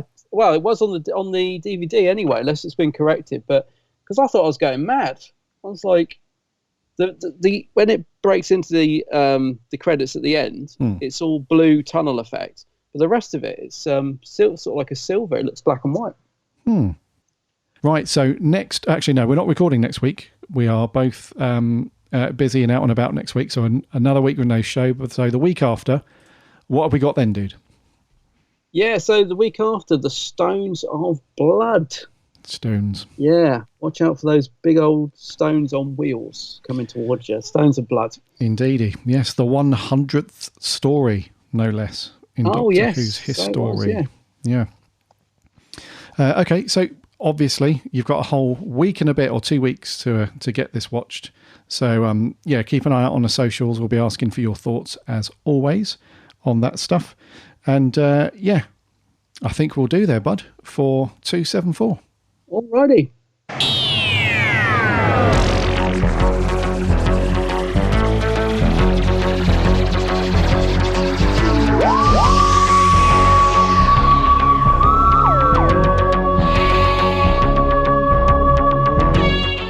Thank you so much for coming back for another week of the Big Blue Box podcast. It's been great to have you all here as always. Thank you so much to all of our subscribers and people sending audio reviews and all that stuff.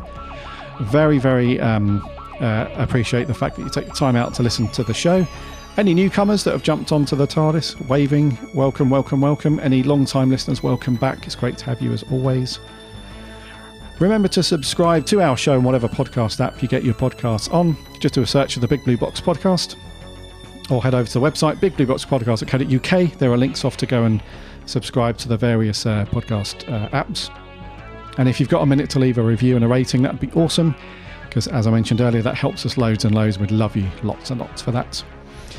We're on the socials too, Instagram, Twitter and the Facebook. There are links on the website to that. Go and interact with us over there. We chat plenty of Doctor Who throughout the week. Be great to chat to you over there. And we also have a free Discord server too. So come and hang out with some other Who fans and chat Doctor Who. Chat about the show, chat about merch, classic Who, modern Who, Big Finish, events that are coming up, all that stuff. We chat about all that over there. And also head over to my co-host's channel over on YouTube.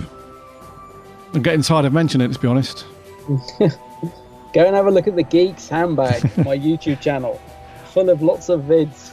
I jest, of course. I never tire of saying it. Yeah, go and check it out. The Geeks Handbag on YouTube. I should do a new unboxing, shouldn't I? A new blind box one, but I've already opened them, so too late. Yeah, I hope you'll put some gloves on though. Absolutely. Of course. Yep. So go and check out Adam's channel. Go and get a cold drink or a cup of tea, depending on the weather. Settle in and go and check out all that stuff. Adam's on the socials too, under the same name on Instagram, Twitter and Facebook. So same rules apply. Go and like, go and follow, go and interact and chat and all that jazz. Not next week, but the week after. We're on to the Stones of Blood, part 3 of the Key to Time. Let's go and see what the old pesky rituals and whatnot, and what's the name, Kaliach, see what she's got to say about all that. Yes. Until then though, take care, and my name's Gary. My name's Adam. And remember, Allons-y.